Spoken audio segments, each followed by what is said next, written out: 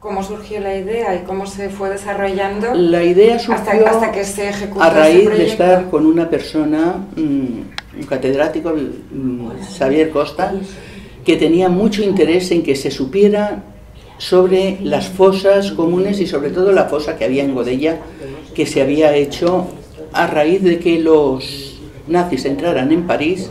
Se fusilaron a 6 personas. Para él era obsesión el encontrar dónde estaban y por qué habían sido y quiénes eran, y encontrar a familiares. No pudimos conseguirlo, pero sí pudimos localizar dónde estaba la fosa.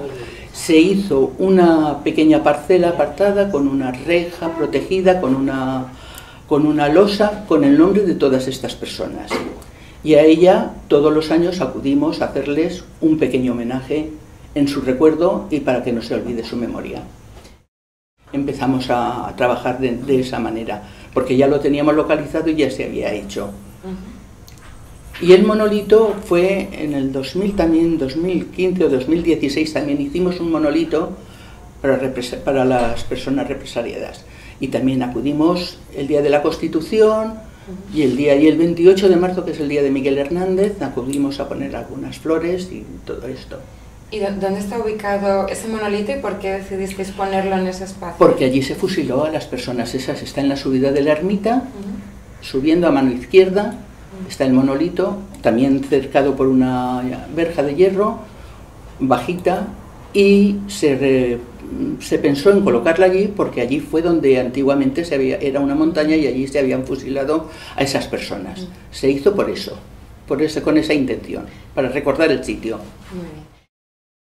El apoyo institucional, todo el que pudimos recoger desde el ayuntamiento, que en ese momento sí nos atendía, y de todo lo que daba de sí las instituciones en determinados momentos, porque últimamente se ha aligerado la cosa y hemos tenido más ayudas y más subvenciones, pero antes eran muchos palos en las ruedas para cualquier cosa. Ahora en este momento parece que estaba un poco mejor. Fue porque alguien sabía de él que era un artista y además el hombre también pensaba que ideológicamente su condición se acercaba porque también había tenido familia represaliada y lo hizo y se le pagó simbólicamente, simbólicamente. ¿Porque él aceptó también, o porque...?